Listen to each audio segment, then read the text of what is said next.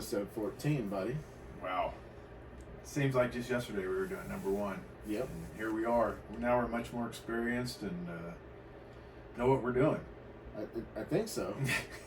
I'm not sure everybody will agree, but most would agree. Well, not most. Some would agree. I know Dan Murphy would agree. Oh, yeah. He's always got our back. Thank you, Dan. Wherever you are out there.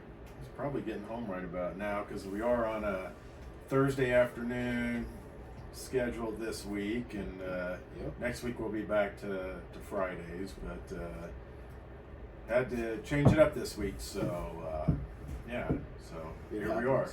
We adapt and overcome. That's what we do. Yeah, so found out, I don't even know, geez, I'm trying to think what day it is today. Thursday. So I think it was either Monday or Tuesday. I don't know, I've been dreading this all week, but had one of my horses kind of went down, and got him seen, and anyway the vet is coming to put him down tomorrow, and he's 29 years old, and the horse that basically the first horse I really learned to ride on and got saddled for, so yeah, tomorrow's going to be a tough day, and so we decided that I wasn't going to be in any condition tomorrow to be trying to do a podcast and saying goodbye to a good friend. So we did this today, and so we'll try to get through today, and then we'll deal with tomorrow, and then hopefully by next week we'll be back to normal. So well, I'm sure you will be, and that's a tough day. So our family's thoughts and prayers are with you. I appreciate it. Yeah, that's not an easy task. You got a family member, and him being almost 30, that's a good run for him. Yeah, he's had a really, really good life, and just it's one of those things you kind of look at, and could he make it through another winter? Maybe, probably, but then why put him through that? Put him through that, right? And it's how we should take care of our people, but we're not allowed to do that. But we can take care of our animals, and I guess this is one of those decisions that you have to make when you're an adult, and it's not always easy or a fun decision, but it's been made, and we'll honor him, and he's been a good boy. Yeah. Well, I mean, we talked about his symptoms and the things he's going through off air. Right. And I think you made the right decision, 100%, and most folks would agree. Yeah, it's what I mean. I think there's always you're 99% sure you're doing the right thing, but it's always that 1% that keeps you up at night. And a decision like that's never gonna go down smooth. No, and I'm sure once it's over with, I'll convince myself, that this was the best thing for him. Especially when it gets super cold this winter, I'll be like, yeah, I'll know then that it was the right choice for him. So knowing what I know, I mean, it's the right decision. Yeah. It won't be easy, but it's the right one. Yeah, and our neighbors have said the same thing. They don't want to see him go through another winter. I mean, he's just such a good horse, and it was last night we were filming one of our commercials, and we were using the horses in the background, and he was right there with the guy doing the filming, wanting to buddy up, because he's that horse, you put kids on, and they just love him to death. So yeah, tomorrow will be tough, but we'll get through it, and we'll get back to, tonight we got a forum right after I leave here at the Silver Bow Event Center. We got the public forum. I believe all the candidates were invited to that,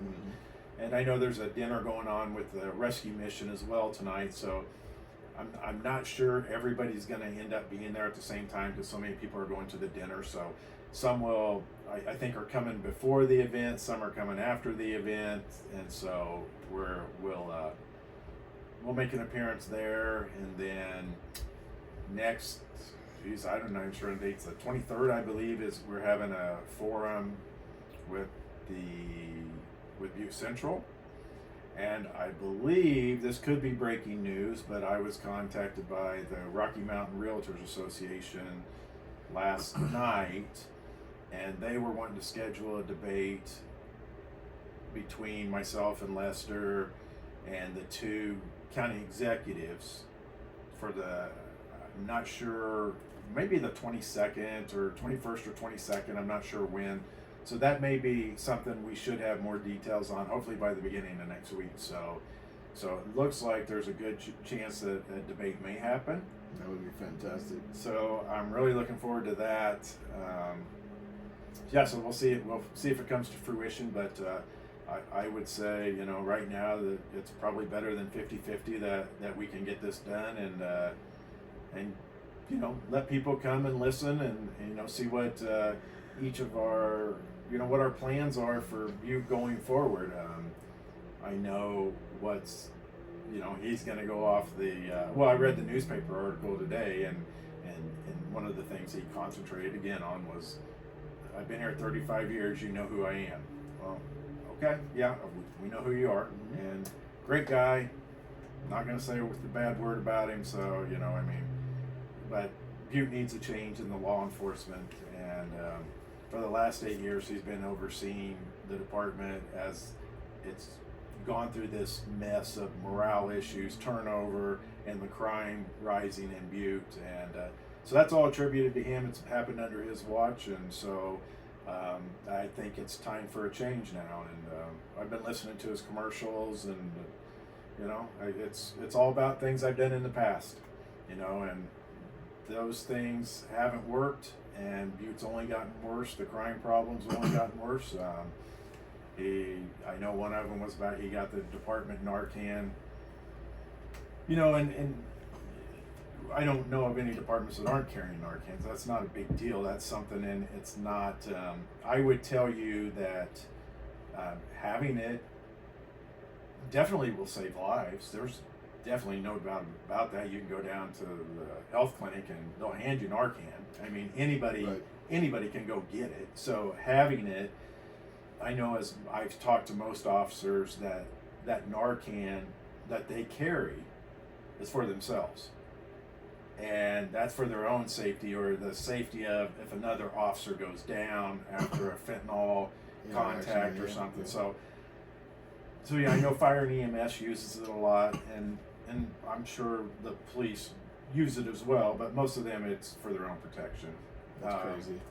I know another one of the commercials was on the 800 radio system, and that was kind of a joint effort. I know fire, EMS, police, that radio system has been around for a long time. Been around for a minute. And it's not something new, and it's something that you're basically forced to go to nowadays anyway.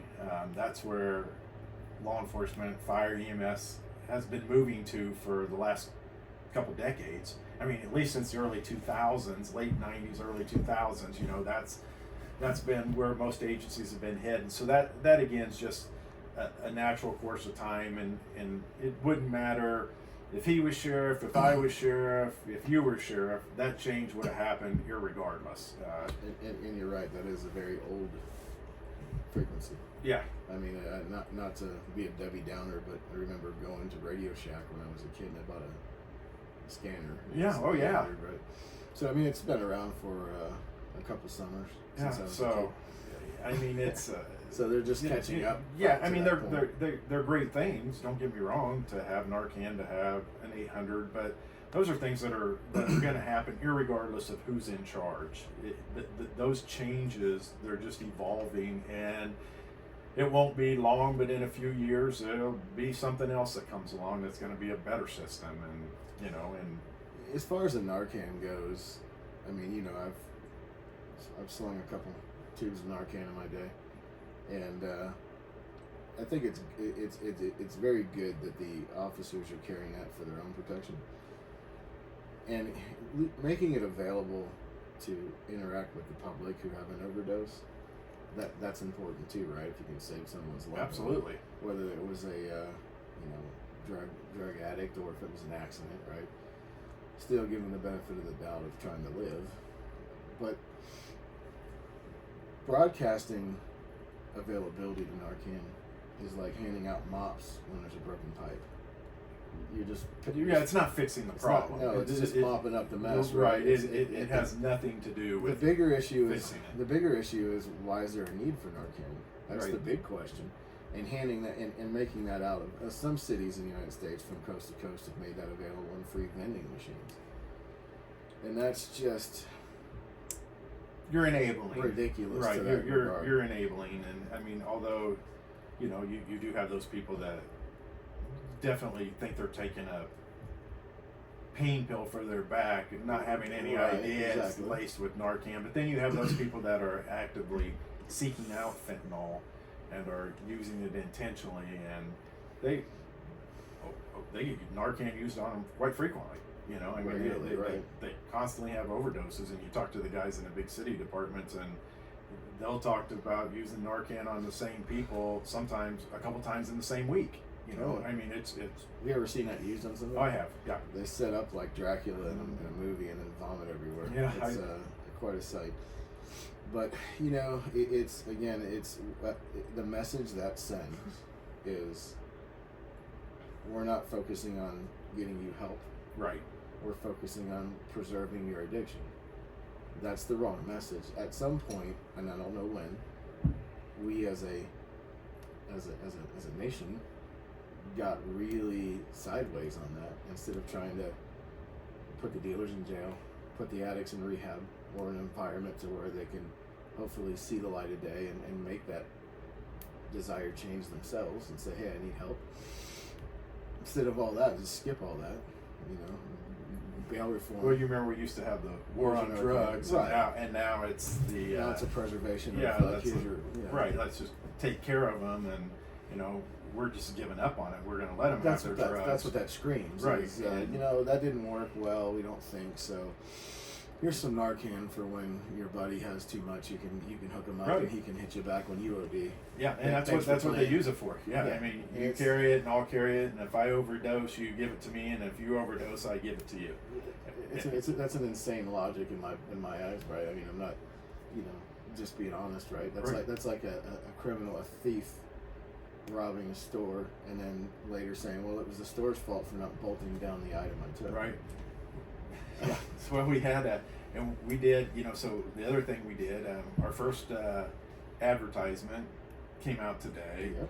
I heard about your commercial. Yeah, I saw it's, your commercial. It's been very, very well received. We had a couple of the current officers that are on the video talking about the problems in town or the problems within the department, and so those will be that's going to catch a lot of attention, you know, throughout the town when people see that. And again, it shows that it's not me. You know, I'm not out here slinging mud. I'm just telling you what I'm being told. Facts you know, are facts. and if the officers are saying this is going on, then I'm reporting. That's what I'm going on. And now the officers are, in their own words, are sitting there saying, yes, this is happening. These problems do exist. The problems within the department exist. The problems in the community exist. And the drug problem is very, very out of control in Butte. And, you know, I received a call Tuesday, I believe. It was either yesterday or Tuesday from one of the troopers. Mm-hmm. And just let me know, you know, that they had our back, you know, and that he had talked to most everybody in the Butte district, and they were supporting me, and that they wanted to have a good working relationship. And I told him, I said, well, you know, one of the things that I'm going to do after the election right away is I'm going to get all my guys together and get the highway patrol together and all at one place, buy dinner, you know, and just say, hey, you know, we're going to have to work together. We want to work together. You know, we want you in our town. You know, you come into Butte and do whatever you need to do. You know, we will welcome you. We'll welcome your help.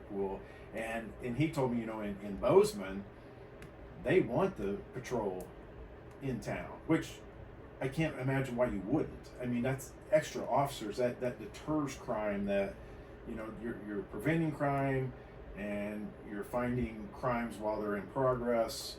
And so the more officers you have, who cares what department they're on? You know, it doesn't matter to me whether you're with Butte-Silver Bow, with the highway patrol, with probation, parole.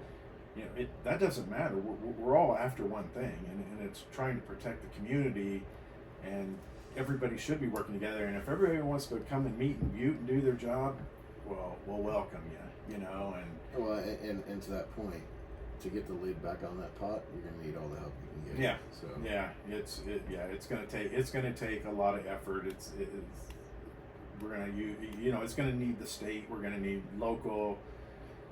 We're gonna need federal. it'll be a big joint effort Yeah. to get that under control. Yeah, and we'll get some grant money through through federal agencies to help with the drug problem, I mean, all we have to do is openly admit we got a problem, and the senators are aligned right now. I mean, and that could change, but right now with Tester and Gage, they're both aligned with getting Butte the high traffic, the high, what is it, hit the, and I've just lost my train of thought, the drug traffic area, high intensity drug traffic area. So, and that would be 1590, and so there's money there, and it's not just for prevention, it's also for rehabilitation of the offender. So I mean, you can accomplish a lot with that money, and the money's there. You just have to accept it and admit that we have a problem here, and they're willing to help. So right now, I don't know what that election will do as far as the senators goes, but right now, both Tester and Gage are on board with it, and they have been. So, I would imagine they'll stay on board with it because this is also their district, right? And that's bad optics when your district is largely responsible for being a drug hub for the state. Those are awful optics. Well, and it's not. It's bad when the other communities think of Butte as the drug hub. I've heard it from different communities and people I know that live all over Montana. There's not a big. There's not a lot of positive, words. Right. I mean, like, I'll announce a big barrel race this weekend, and those same girls are, and I've said this before. They're always like, "Why'd you choose Butte?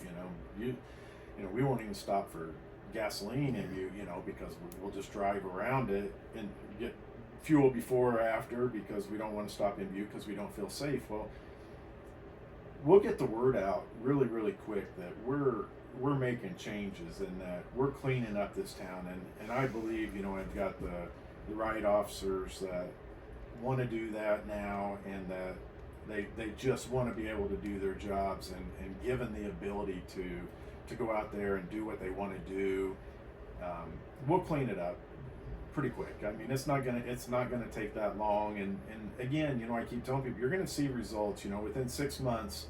Come springtime or first of summer, you're gonna notice a lot of those houses that you had been calling in for years saying they were drug houses and nothing's being done. You're gonna see they're emptied out and that they're no longer dealing drugs, and you're gonna wake up one morning and in the middle of the night, and you're gonna see us out there putting an end to that and cleaning up your neighborhoods. So I look forward to that, and I look forward to the day when people don't talk about Butte that way, and they talk about it's a nice place to stop and they feel safe stopping. Even just to get fuel. If you don't feel safe in a town, that reminds me of like driving through East St. Louis. You don't stop there for fuel. It's too dangerous. Well, yeah, people don't. It's Butte, Montana. It's a beautiful place. The people are so friendly. It doesn't deserve that reputation, but it's where we're at. These are facts. I mean, we heard it too when we were moving here. Butte? Really? Why? And I said, well, there's a few very good reasons, and they are, one, a beautiful area. It is. Beautiful area. I couldn't be happier where we live, and I couldn't be happier where our business is opening uptown. The other thing is the people here they're great. They're real people. You will never meet a nicer group of people. They're real working class folks that have, a strong devotion for family and community and church. And they also, a lot of them have, our neighbors have an entrepreneurial spirit where they created their own business and they grind it out every day. And, they live. And when the weekend rolls around, they get with their family and go up the mountain. You know, Yep. they go out and they enjoy this beautiful country. So I mean, they don't just live here; they live with the Right. land, and you can't beat that. I didn't want to, I didn't want to live in Bozeman. Oh, no. No, that's not me. That's not the pair of shoes I wear. Not the boots I wear. Missoula's nice, but that's not what we wanted either, right? I mean, this place was like we knew when we got here, and I'd been coming back and forth to Butte since the '80s when I was a kid. My grandfather, and I've seen a lot of changes here, and not all good. So yeah, I look forward to that reputation changing, where people are like, "Oh, you live over in Butte? You live over in Silver Bow? That's great. You know what? Yep. That's a really up and coming town. That's awesome. That's what we believe in." And really, the only thing missing from Butte is proactive law enforcement. If you get the proactive law enforcement out there, Everything else starts to upright itself. everything else will just naturally fix itself, Yeah. and you get rid of those images of driving down the main streets or Harrison and Montana and seeing those people out there that are obviously on narcotics or under the influence of narcotics, and you clean up that, the rest of the town's going to follow suit. You will see businesses come into this town that, and right now we are hurting for businesses, and I know there's going to be a grand opening, or they're breaking ground, I think next Monday, on the new mall that's coming in, and But that's a ways off too, right? yeah, I mean, it's that gonna would take a couple years to get that to built. get that And going. so, I mean, the opportunity is here for Butte to get more businesses. I think the one thing's missing is just the proactive law enforcement. And again, we spoke last week.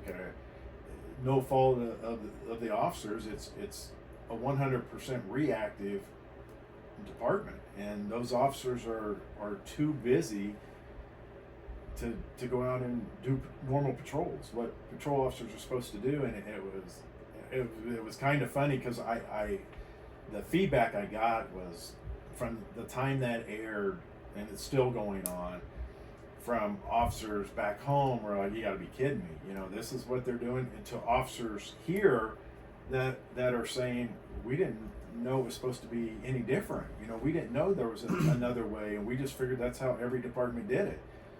And I'm like, and I keep telling them, like, "You're the only department I know of that does this, unless it's like a 1 or 2 man department, where you're." And that's what it sounds you're like a jack of all trades. When And that idea of the 90-day investigation period before it goes to a detective. And that's That not may even have been really. It's created. not that it even goes to a detective then. So the officers are entering their supplementals or whatever, and then they just basically say, "I've taken the case as far as I can take it," and this is. It's just going to stay out here and open until it gets closed, one way or the other. And so the feedback on that has just been outstanding. The officers texting me, calling me, messaging me on Facebook, and I think it was at that point that everybody's like, a lot of the officers were like, "Whoa, do you know how much better our job would be if we could go do these things and actually be patrolmen and be out there and actually patrol our neighborhoods and our districts, and maybe we would be able to fight, stop crime before it started, or find them while they're happening in progress." And Well, if anything, that'll be a morale booster. well, it already is, because now they're all talking, Yeah, hoping that.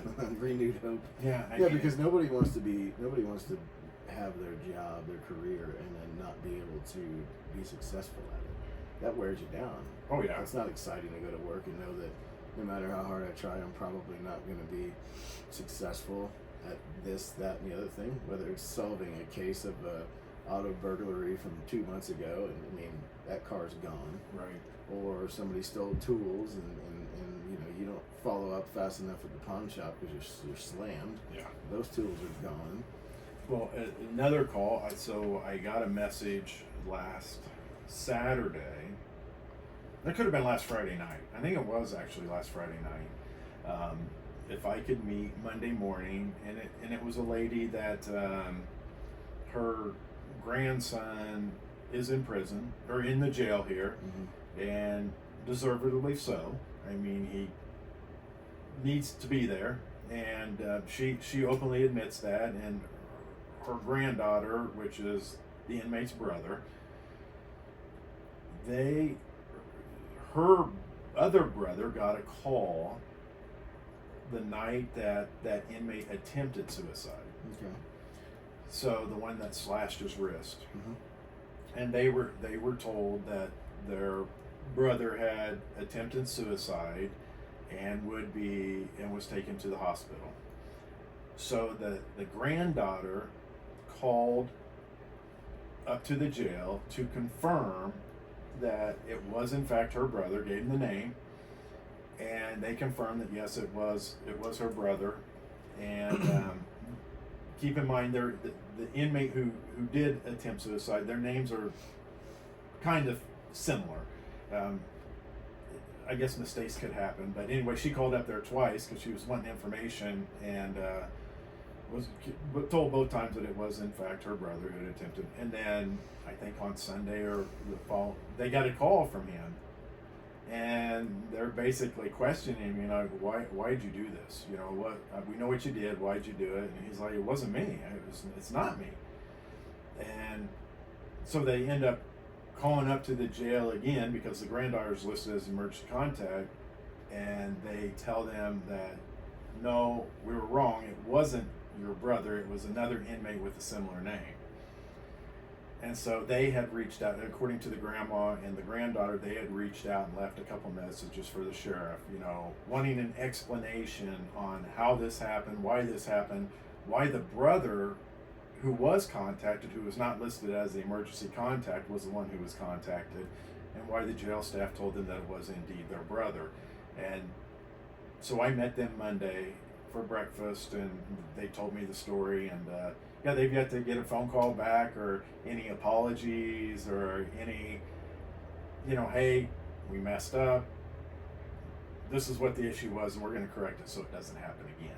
You know, all they want is a little accountability. A little accountability, somebody to tell them that we're sorry and we made a mistake and it won't happen again. But again, he doesn't return phone calls. He doesn't return emails, and you hear this from, I mean, I hear complaints every week. You know, we tried to reach out to him, we've left messages, and it's not just him, it's within the county employees as well, heads of departments in the counties that say that we email, we get no response, you know.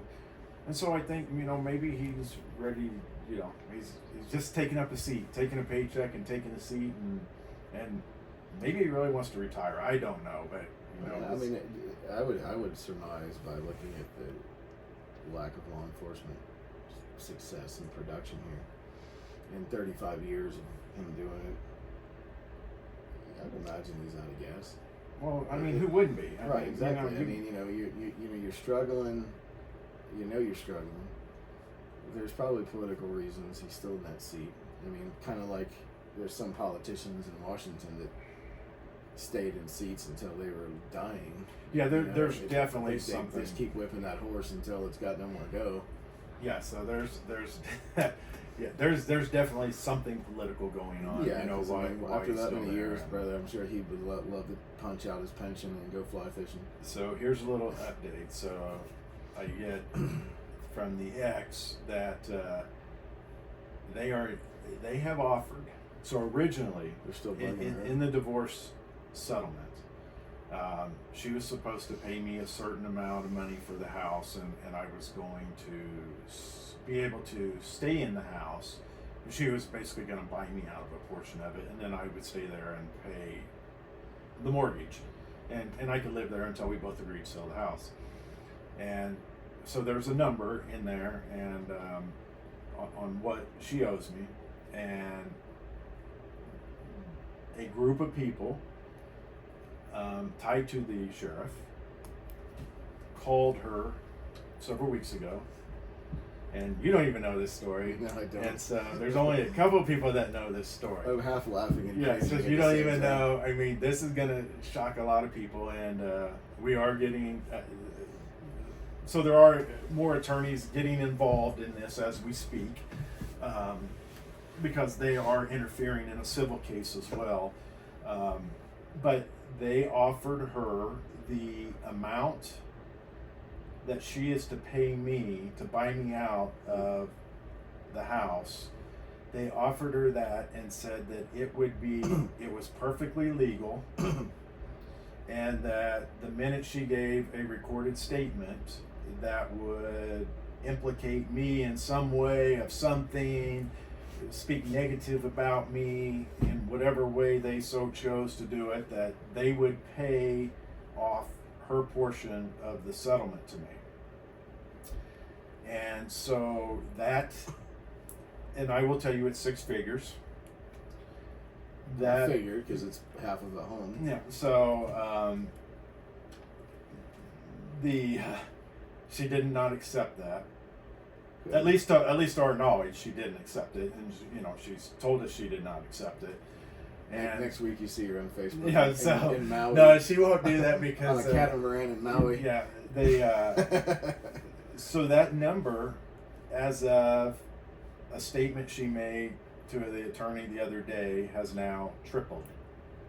They are terrified of you. Somebody is willing to come up with that kind of paper, with a lot of money. Yeah. That somebody has access to a lot of cash that they won't miss, and that can be overnighted into her bank account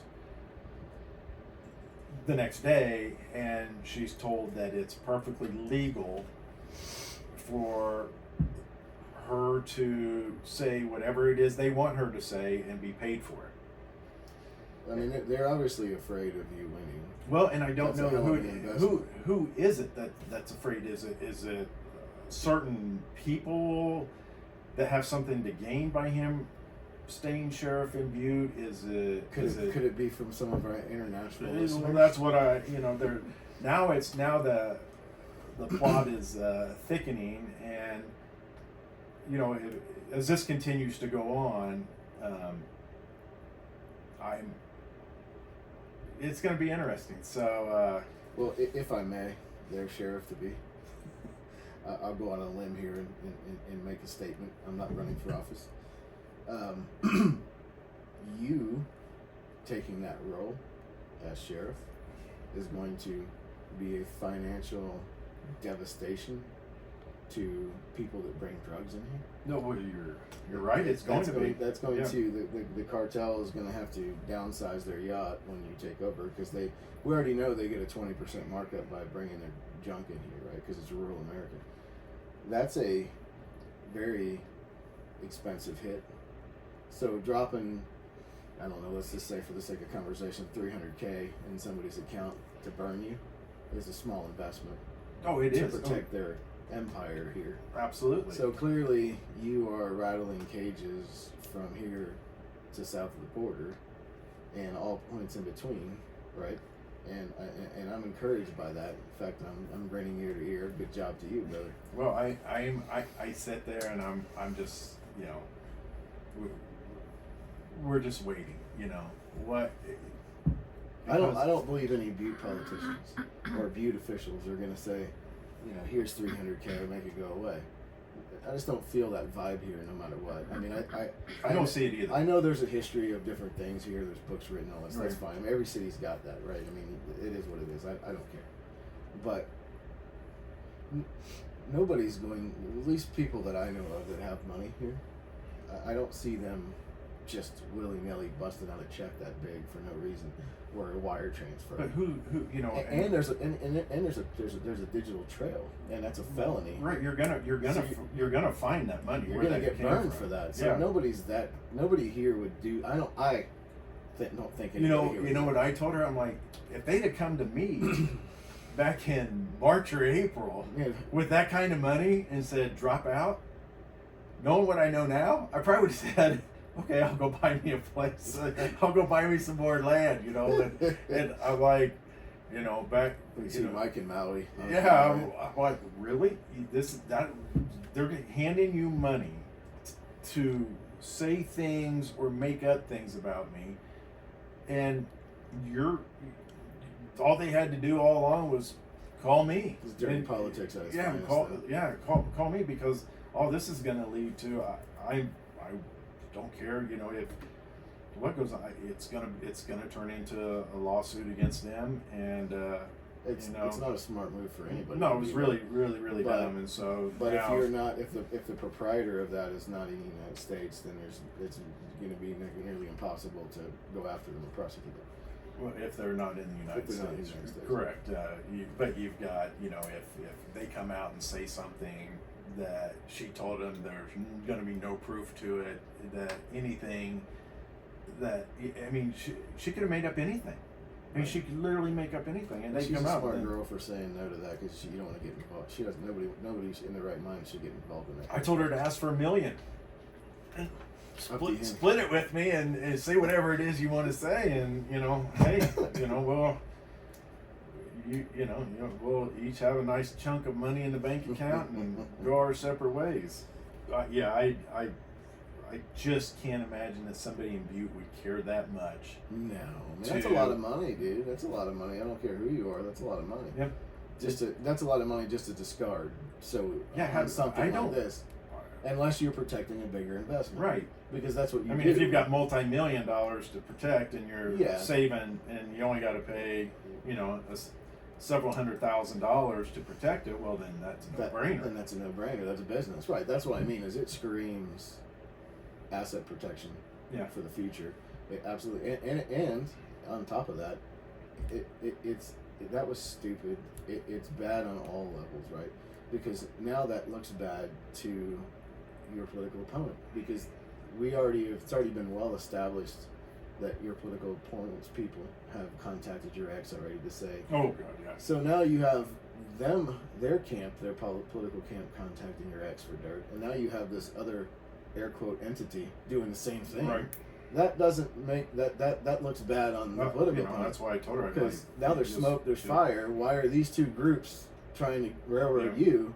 Are they together? Record every call. Right. Record every call and send me their recordings, and we'll send it to the attorneys. It's just so stupid to do any of the above. That's just, I don't even know. I do, but we've got attorneys working with our opponent, that are involved in the civil case. The whole thing just screams.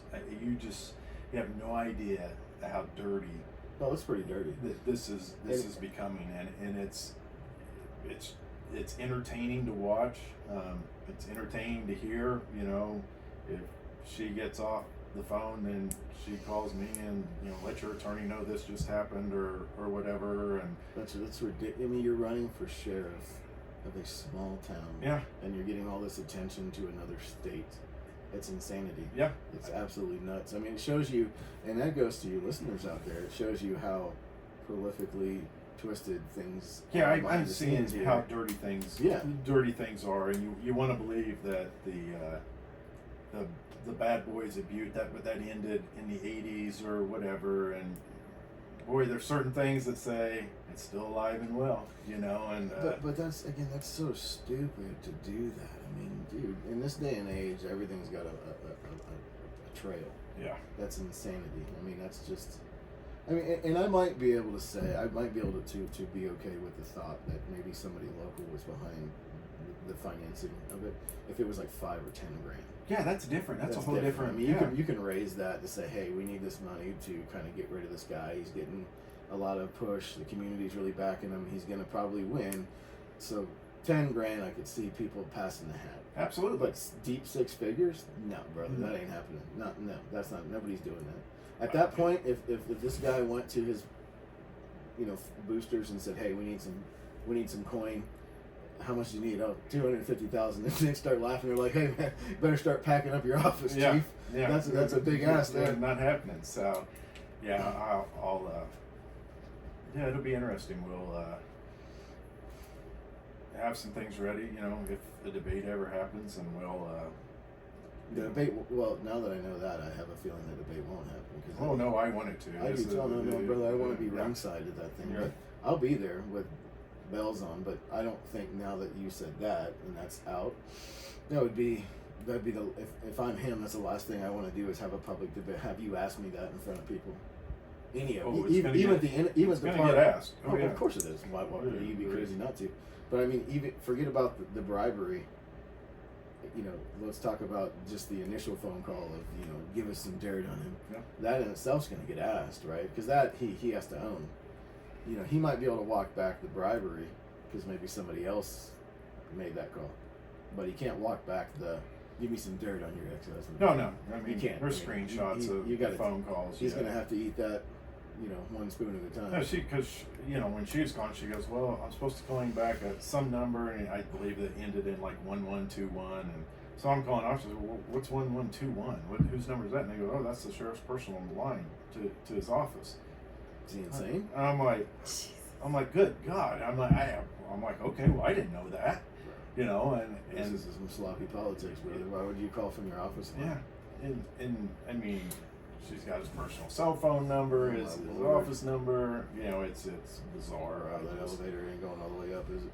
Why would you do that? I don't know. Maybe he wants to lose. I don't Maybe know. that's his way of selling it away. You know what I mean? Because, dude, not that I want to encourage people to be really good at being shady, but I mean, dude, if you're going to be a bear, be a grizzly. Yeah. Why would you do that? That's just insanity. I mean, that's what makes me think that he can't be that clueless. No, and that's why I said, that might be a flag there. This part here will not go away after the election here, regardless. Well, now you have cause for bribery. Yeah, and I mean, you've got, and it's actually election and interference. you're doing this stuff while you're on duty, while you're working. Well, it's interfering with the election too. On county time. The whole. I think he, when he filed the complaint, for the election with the state, he filed a complaint on me for somebody was doing advertising, and it was not in coordination with our campaign. They were just doing it, Right. and so he filed a complaint on that, and that got dropped. Even the other person's attorney sent an apology to both of us, saying, we're sorry, my clients didn't know that they couldn't do this, or they had to report it a certain way. They're just really excited to have my Gage as sheriff, so they got carried away back. Yeah, I mean, the last person that ran, he charged with insurance fraud right before the election. So I guess I have that to be thankful for, that I Do we need to have not been charged with anything yet, but I mean, who knows? Do we need to add a remote start in your truck, buddy? Oh, jeez, yeah. Well, We gotta yeah. start Oh, with- trust me, I use it. Yeah, it always gets started from wherever I'm at. when Mike I'm parks standing his far truck away. down the block from his house and starts. starts it up. We're Yeah, good. So I think the last guy that ran, they charged with insurance fraud right before the election, and it ended up. He was found. It was either dismissed or he was found not guilty. Either way, it didn't. The charges didn't stick. But that was the way to get That's some dirty politics. him out of the election. Well, he's protecting this position like the royal jewels, man. He really is. He's popping this guy for insurance fraud. He's calling your ex. He's throwing money. Well, somebody's throwing Somebody's not necessarily throwing him, money, yeah. but somebody's throwing major coin at the ex-wife. Yeah, you definitely need to remote start that truck, brother, until after the election at least. Maybe a week after that too. Yeah, well, I've got her on standby, to come out and Should we release a statement. should we ask for Secret Service protection? She's- Yeah, well, maybe for her, and that's what I told her. I know I don't hate her. We've had a long time together. And I asked her. I said, "You do have a security system on your house, don't you?" I said, "Because when you come out with what they've been doing, then you could be a target as well. And me being a target, that's fine, but I mean, I think the only reach they would have out of this area would be a cartel thing. Right. I don't think. And her brother's a Kansas City I don't police think, officer. I don't think so. that the legacy of the bad boys of Gage Yeah. hasn't had a grip that far. I wouldn't think so. But boy, when somebody's going to offer that kind of money, Well, that's protecting. That's asset protection. That's financial and business growth protection. That's an investment for your business growth. That's all that is. Yeah. That's protecting your future, gains. And obviously the gains are significant if you're dropping six figures to protect it, right? 'Cause well, so It's it was insanity. it was interesting because the young lady who I met with, she, I believe, and kudos to her, she's 6 years sober now, So she told me, you know, she was addicted to methamphetamine, and she knows where all the drug houses are in town. She knows all the players, and she said right now the big thing is that they put in these orders, and somebody goes to Washington, to the state of Washington, because a fentanyl pill in the state of Washington is $5. A fentanyl pill in Butte, Montana is $10. Right. So people put in their order. Somebody drives over, you know, knows how much to get, basically brings a shipment back to Butte, doubles their money, Right. you know, because they can go get it for $5 there and sell it for 10 here. And so she enlightened me, you know, on some of the things that were going on, and you know, you can tell she's changed, and now she has children, and she's very concerned about the drug problem, but she's lived that life, and now she's clean, and now she doesn't want that for her community, and she doesn't want her children to be exposed to the things that she was, and have to go through that addiction and recovery phase again. So it was really neat talking to them, and they were, I mean, extremely open and honest, and you know, and they just wanted an apology and to say, hey, you know, we made a mistake, we're sorry. Which, you know, those things happen. You know, they shouldn't, but in every job there's going to be, whether you're a doctor, whether you're a police officer, whether you're a sheriff, whatever, everybody makes mistakes. The best thing you can do is when it happens is to own up to it, Own it, and absolutely, 100%. always own it and say, this is what happened. This is the process we're going to put in place so it doesn't happen again. And you know, an apology goes a long, long way. And I would have never have known about this incident had somebody just apologized. I would have never known they called the wrong family and told the wrong family that their loved one had attempted suicide in jail. If you look back on our 14 episodes, their calamities always make their way out to you.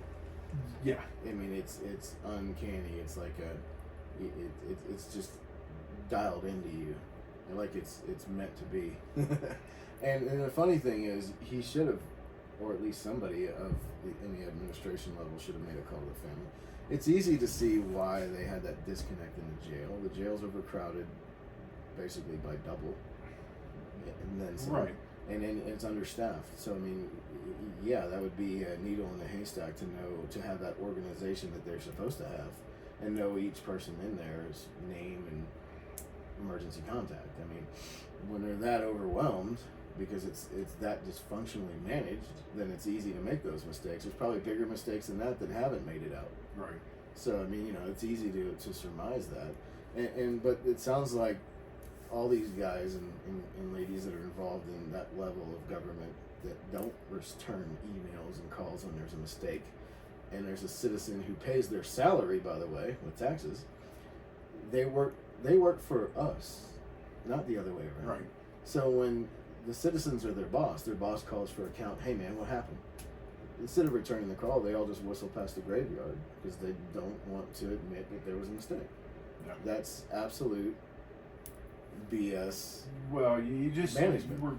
We're gonna make mistakes, you know. That's gonna happen, but you gotta own up. Yeah, to you it. just hey man, own we screwed and up, but we learned from it, and this is what we're gonna do to we make put sure a it new doesn't policy happen in again. place. We got, I don't know, wristbands like the hospital. Hell, I don't know. Come up with an idea, Yeah. right? That something's better than nothing. And then they can scan him in. Oh, this is so and so. Here's all his, all of his demographics. So I got another one for you. So this one I haven't discussed. I haven't told you this one. This one happened. You know what? I'm pretty certain it was the same inmate who completed suicide.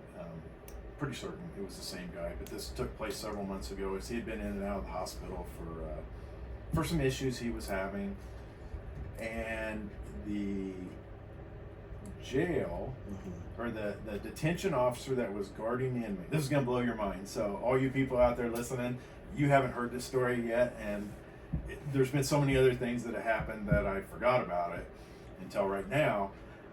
The jailer or detention officer who was at the hospital called dispatch and said, I've been here 12 hours.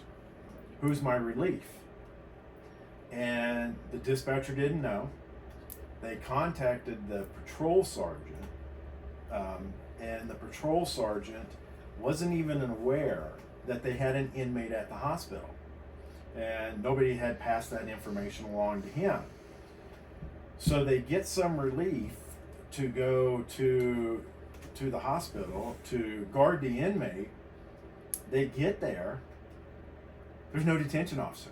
So he left. His 12 hours were up. He went home. Handcuffed the inmate to the bed. They left the inmate with a hospital security was standing at the room because the detention officer, his shift was over.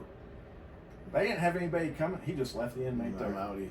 Yeah, and I when I heard this, I mean, some of the patrol guys were, when they called me and told me, they were laughing about it.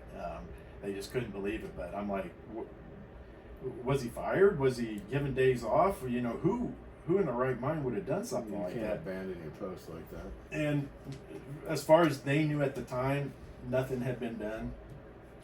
Well, the hospital security guard took care of it. Yeah, the hospital security guard. And they handcuffed the guy. They put a handcuff on his ankle to the bed. Yeah, he wasn't. He probably wasn't crawl down the hall. Well, I'm not saying he wasn't going anywhere because if it was him, you know, at one point, if you look at the charges, he had tried to escape from the hospital on either a previous or a visit after that. He did attempt to escape from the hospital and was charged with it. So. I mean, you know, he got tased that day, but that's going to happen. Yeah, you know, give a window. So yeah, you know, there's so many things that just blow your mind that go on here that there's no repercussions for, and that was one of them. Well, what happened to his relief? I mean, okay, now he shouldn't have abandoned his post there, 100%. But what happened to his relief? Well, 12 hours. I think what happened was somewhere it got lost and they forgot to tell the oncoming supervisor that this guy, we've got an inmate at the hospital and this person, you need to find relief and get somebody up there, whether it was a patrol officer that then goes up and takes over, because that's typically what they do here is they'll take somebody off. Send them anybody from the department, not from the hospital security. So this guy just, I guess, contacted hospital security and like, you're gonna have to guard this inmate. He deputized over. Yeah. Raise your right hand. So I can't imagine. I mean, you're not getting fired for. I just can't imagine a place where you wouldn't get fired for doing something like that. Yeah, I mean, crap for that. Well, and in most places that are larger towns, the media would get a hold of that and have a field day. Not here. No, the media would cover it up. That's what I said. In other places, they're not going to report on that. You'd get absolutely basted in the media over that. Oh yeah, the media, the hospital would be calling the media and saying they just left an inmate here, and furious. The guy's shift was over. The supervisor for the hospital security would hit the ceiling. Yeah, you know, because they're not. I don't believe they're armed. I don't know. I honestly, I don't want to say no because I don't know. They could be, but still, again, that's not their job. That's not his job. Their job is pretty much to protect the patients that are in there, and the emergency room is basically where they get the most attention because you've got so many people coming through that are at risk to the hospital staff. Well, you know, they're coming in under influence. I mean, you've seen that. There's some great fights happen in the emergency room. Yeah. Some stellar hand throwing. Now, think about how big of a CF that would have been if he tried to escape, and the hospital security had to intervene and wrestle him down, or use deadly force, or they call it, you know, whatever the hospital's code is here for a fight or a belligerent. And then they get there and they all I mean, can you imagine the disaster that would have been if the guy died? But it wasn't. It didn't turn out that way. So I think they got lucky. Yeah, I think maybe he was sick, real sick. Yeah, I think our administration's belief is, well, okay, that's it probably won't happen again. At least not in our time. So we won't address it. That's close enough in hand grenades and horseshoes. Yeah, so we're not going to address it. And you know, I would have, if it had been me, number one, I would have addressed it immediately with the press. I would have, because not that it would have been a fun press release, because I would have had to admit my mistakes, but it'd be be better to do it that way than have it come out the way it's coming out now. Dude, if I'm sheriff and that happened, pissed isn't even the word. Yeah. Oh yeah. There'd be people. The officer that abandoned his post, toast. Yep. The officers and the admins that did not provide coverage for him, they'd have a miserable But month. there's no the communication breakdown. Well, they can't. What are they going to do? Fire somebody? Well, they can't fill it. That just causes them more problems. It's no different than there's dispatchers out there that are, you know, they come in 30, 45 minutes late, you know. But that's and why nothing's done. so much sloppy work is done, because they know that they're not easily replaced. Yeah. Okay, if you get that under control and watch how people perform at their best, as what they should. Now, there's plenty of great officers that work for the department. I've met many of them. Right? Oh, there's a lot of great ones. And I love the fact that so many are still there, because it shows they have hope. Right? That means they truly love their job. They just are hoping and probably praying and begging daily that change comes, so they can actually perform their duties as a law enforcement officer and not as all these other things that they're not doing. Right. So I love the fact that they're still there, and I know that they're there because they have hope. They're counting on. They have hope. They're counting on a change, or Because they're going to go elsewhere. We've seen the folks that lose their hope, that are broken. Yeah. They leave their pension on the table. They literally run away because they just can't do it anymore. And I'm not faulting them for that either, because they're at a breaking point. So I mean, clearly, any of these officers could potentially hit that breaking point. But right now, they have hope, and I think that a big chunk of that hope is November 5th. Right. 100%. Oh, I'm sure they're all waiting for that day, and November 6th, you know, knowing that, okay, The now results are in. The results are in now. We got a new future. Yeah, here we just got another 2 months, and and I think at one time we asked, I think the actual day to take office would be January 4th, I believe, with the holidays. Okay, so you did find out. And that's when a judge Swears you in, and there's a reason that one of the judges found a way that if they work until the 4th, it falls onto the next calendar year, which then gives them a pay raise in their retirement. So it's the judges have kind of done this.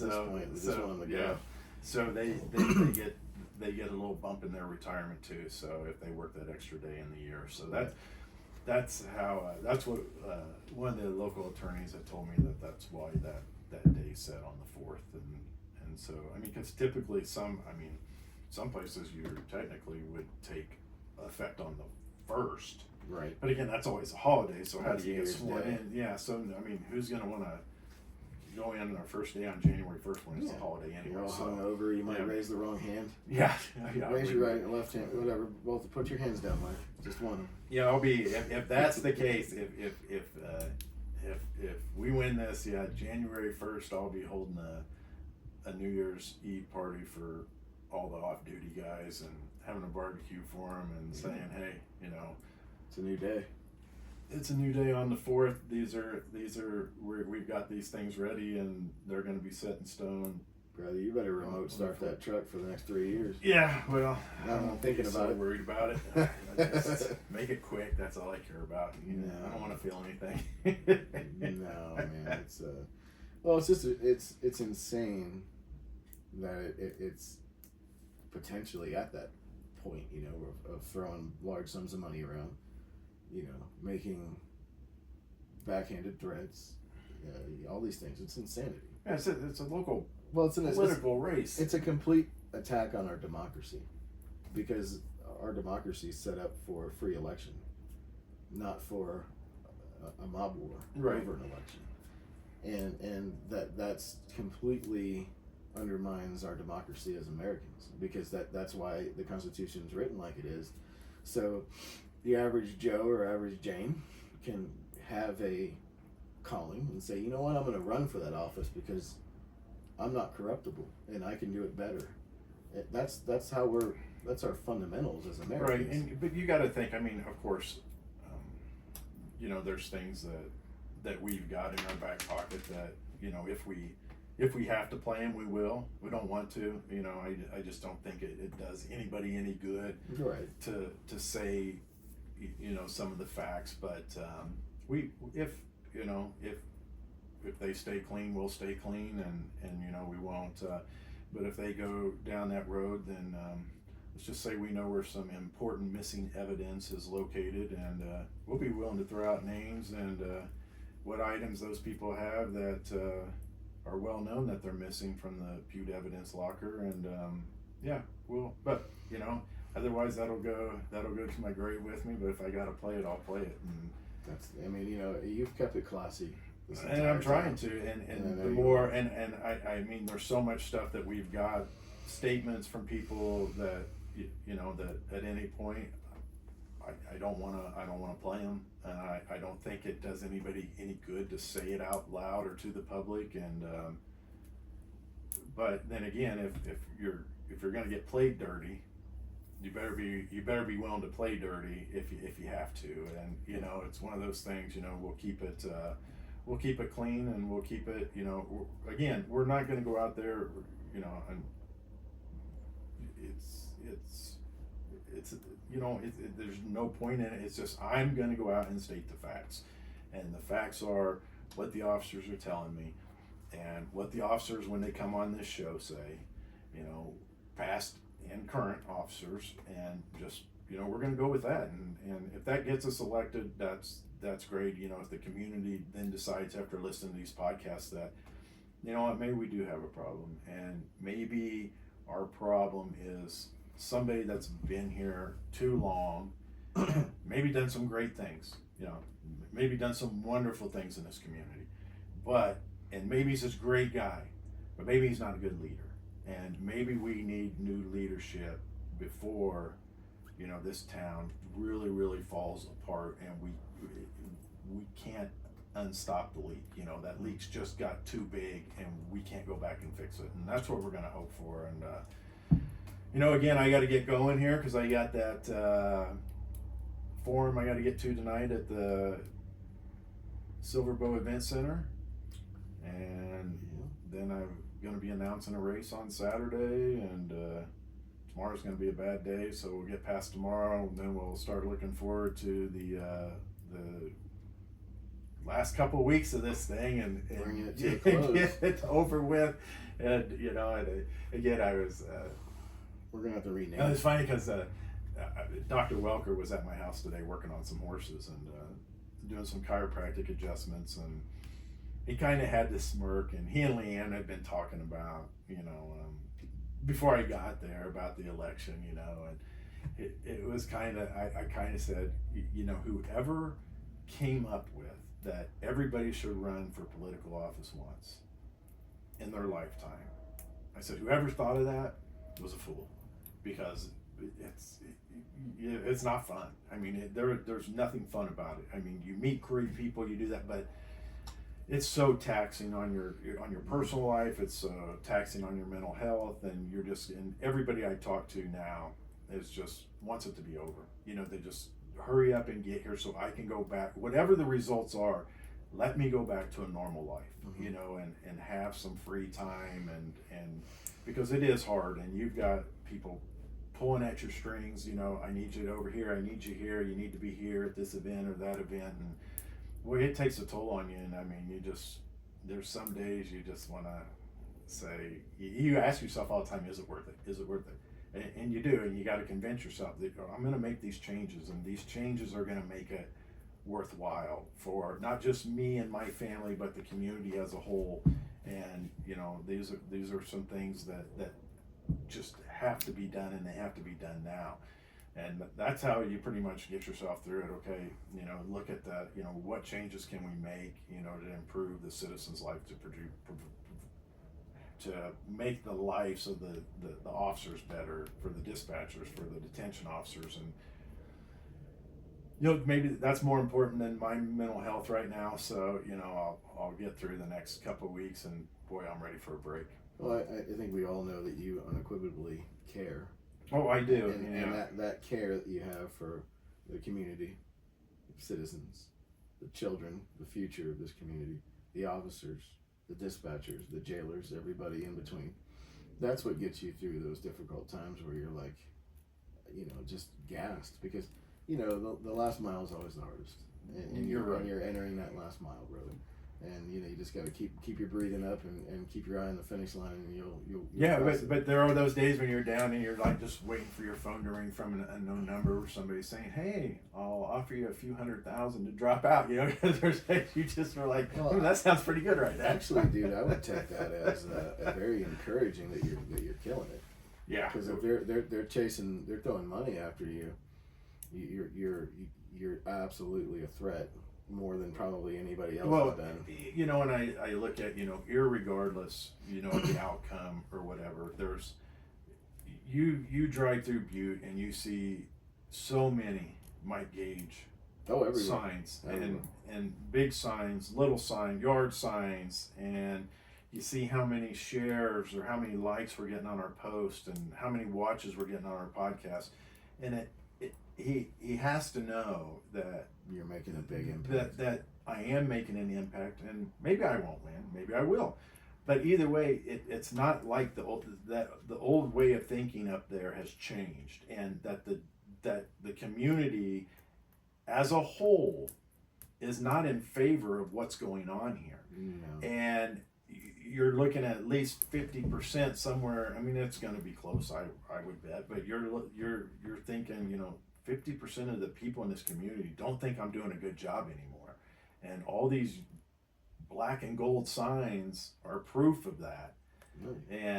And maybe I should look at some of the things he's saying and maybe try to implement some of those things, and maybe that will make a difference, because I'm seeing a lot of people are really liking his ideas.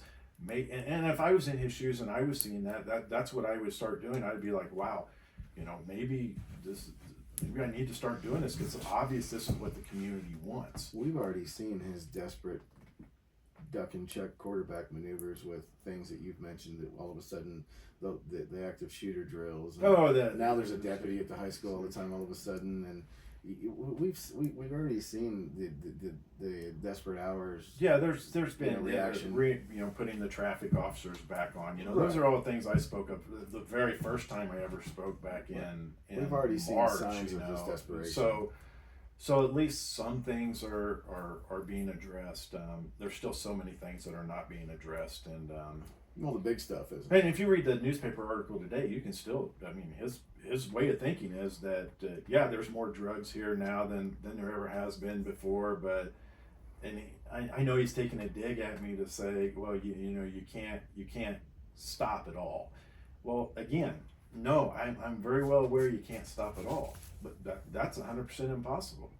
But you're making a choice to allow it all in here, and that's where we're different. Is your approach is, well, I know I can't stop it all. My approach is, I'm going to do everything I can to stop as much of it as I can. Well, you can slow it down to a turtle, and I mean, to where you don't even know, where it's not even noticed. We talked about that. He went on, I think, on one of his radio shows or whatever, and you know, he made another poke, you know, that I'm going to try to arrest my way out of the problems in Butte. No, again, I know that's not possible. No, but it's not possible. again, I'm also aware that I'm going to arrest as many people as I can to help solve the problem. But again, his way of thinking is, well, you can't arrest your way out of it, so why even do it? You know, that's their mentality on everything. Well, you know, you can't stop all the drugs from getting here, so why even try? You can't arrest your way, so why even try? But see, that's a broken ideology. So that's why Butte's where Butte is right correct. now. It's broken, and it goes right back to, hey, he admitted, yes, we have more drugs now than ever before, but hey, we have free Narcan. Yeah, I mean, he admits that the cartel's here in the newspaper. I think today he mentioned something about the cartel. And that's not okay. Why is, you know, why not kind okay. of just sit there? If he would just say, I'm going to get rid of the cartel, and I'm going to do everything in my power and put all my focus on running the cartel out of Butte, Montana, people would love it. They'd be thrilled that something's being done. But again, right now, it's just them doing nothing and me saying that I am going to do it. And, you know, we'll see what the voters want here in another couple weeks. Well, here, this is some food for thought for everybody. He admits that the cartel's here. Yeah. He admits that there's a big drug problem, bigger than before. These things are illegal. So enforce the law. It's on the books for a reason. Mm-hmm. It doesn't make it less illegal if you acknowledge it, but then say, what can I do about it? That doesn't make it not illegal. You'll say that, and then his next response, well, the jail's too full. Well, fix I that problem. Fix that problem too. Well, I can't hire enough jailers. Well, that's send all those poor people with traffic violations home with an ankle monitor, like you said. Again, the problems in the jail are problems you created. They're your administration's problem. It's your responsibility to fix it. Quit telling us that you're understaffed in the jail. That's your job. Your number one job is to maintain that jail as the sheriff. That's your number one job. He's lost control. And you fix that problem, and that's what you got to do. You focus all your efforts on fixing it. Is it easy? Probably no. It's not going to be easy. No. But it could have been done a long time ago. Yeah, he had his time, and he had his chance. And this whole thing about we're only a few officers. If we get all these officers through interviews and all that, we'll be back up to staff. In the next few months. No, you won't. No, you won't, because you've got so many officers that are getting ready to quit. So it's just a revolving door. You at times start getting close, but then all of a sudden you have several leave, and now it's backed up to 6 months. He said in April or May, and I think it was the end of April, end of April, 1st May, that the jail would be fully staffed by the end of June, no later than July.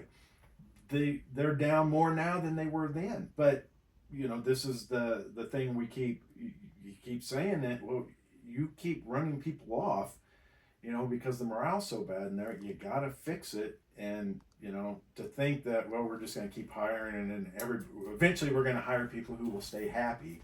Well, no. Eventually we'll find some happy folks. Yeah, and it's not. They are happy when they get here, and then they slowly get demoralized and they leave. And again, I said, a supervisor, really high up, reached out to me and said, we probably got 5 officers on patrol that are currently looking and aren't going to be here much longer. And I kind of doubt, 5, that's one or two, but one of them's already, it's well known now that he's going to be leaving, and I know of 3 more that I'm 100% sure are applying or have applied elsewhere. Yeah. And so, with just that, I'm saying by the end of November, you're going to have 4 openings. So, no, you're nowhere near getting close to being filled up again. So, again, like I said last week, that's kind of scary, that thinking that you could have that many people quit. And again, I'm hoping that November 5th, they'll decide, oh, well, let's stick around here. I think most, if not all, that are looking, unless one of them accepts a position somewhere, I'd imagine that it's reasonable to believe that they'll give you an opportunity. Well, and because you're already in the job. And I know I know what departments that they're applied for and where they're at in the process. So, and they're good departments. Right. And the difference is they have really, really good leaders, and the leaders are well known throughout the state, of these departments, and they're just well known and well respected, and the department has really good morale. So, and these departments aren't, so they've kind of taken, here somebody quits and now we're trying to fill that position, and then we taking applications, we're doing all this trying to fill. These departments have a waiting list. Right. Trying to get on. So you're interviewing now for a position that's coming open, that's going to come open with retirement in January. It's highly competitive. And so you're getting applications. So these people are already, saying, okay, we know this captain's retiring or whatever. Now we're going to do promotions and we're going to have an opening on patrol. So let's get it filled now, as opposed to, so it might be the end of October, 1st November, and you're getting a conditional offer, past your psych test, past your drug test. Your start date is going to be January 4th. It's the day you're going to start your training, as opposed to here where you have an opening and now you're trying to fill these openings or you've got several openings, and they've had these openings forever. It's not like I think he said they're like 4 down or whatever now, but these aren't 4 new openings. These are openings that have been ongoing for a long time, that they've been trying to backfill people in, and you start getting them hired, and then people are quitting all the time, and so it's just a leak that you can't stop. And so we need to get to that point where you've got a pool of applicants that you're saying, okay, I know these retirements coming up. This is going to be your start date. Now, you accept the position. Now, could you start faster? You know, if some other position opens up, you know, where somebody does quit, you know, so you're slated for January 4th, but now I get somebody that turns in their 2 weeks for November 16th. You know, can I call you, give you a couple of weeks notice? Would you be willing to start earlier? And that's how you keep those positions filled. But I mean, you can't do that until you get to full strength, you know. And right now we're nowhere near full strength, and nor are we going to be. I can tell you that by 4 months from now, we're still not going to be full strength, you know. So to say, oh, we're going to have it here in the next couple of months, that's not true. You know, and I think that the voters know that there's a lot of whimsical thinking and empty promises that he makes based on hope. Right? I've got him recorded. You know, Right, I've got his speech recorded when he says we're going to be up to full strength in the end of June, definitely by July. Empty promises. Well, you know, Mike, I 100% believe you're going to get elected in November. I do. I think that the citizens are behind you. Okay, we all are. And I think that, you know, I don't know what margin, right? We don't know. Right. Any, you know, anything, you know, whatever, you're going to win regardless of the margin. And, you know, I think that it's absolutely going to usher in that change. And, you know, between now and then, just keep grinding that last mile and, you know, chin up and, you know, it'll pay, it'll be worth it. It'll be worth it, you know, and, you know, between now and then, just keep doing what you're doing. You're making an impact, man. They're throwing money around. That's something you don't, from a business perspective, you don't do that unless you feel like your investments are at risk. You're at that point you're thinking. So clearly, Mike, that's actually in a way better than a straw poll if you paid a company to do a statistical poll here, because you got outside investors, air quotes, literally trying to buy you out in a backhanded way of putting you in the grease, right? To protect your investment. And as a businessman, I would never do anything like that unless I knew you were really worried. We're on thin ice. And so that being said, congratulations to you, man. That's awesome. Well, we made a difference, you know, and that's the thing. Well, we're making a difference, and to come as far as we've come since March is pretty impressive. Yeah, I was putting out signs last night. I think it was the night before, and some ladies pulled up this stop sign, and she's sitting there waving to me, and so I pull over to her, and she goes, "Are you Mike Gage?" And I'm like, "Yeah." She goes, I thought it was you. I wasn't really sure. She goes, "I want some signs." And she goes, "Can I get some magnets for my cars too?" And stuff. So I was like, "Oh, sure." Now with all this heat on you, next time somebody pulls up randomly and says, it's Mike always Gage? there. I want you to cover your name tag.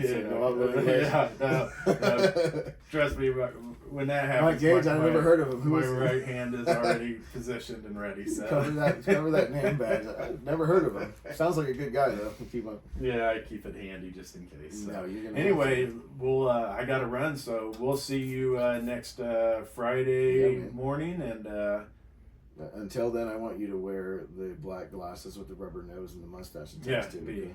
Yeah. I need you to stay on this side of the dirt. Stay incognito. I thought about just not shaving for a few, if there wasn't so many events, and just go for the homeless look. And do the whole Blackwater beard, you know, cover your face, and that way when you get elected and it's safe, you can shave it off. Yeah. Just don't take any risks, man. Be extra careful. Oh, we do.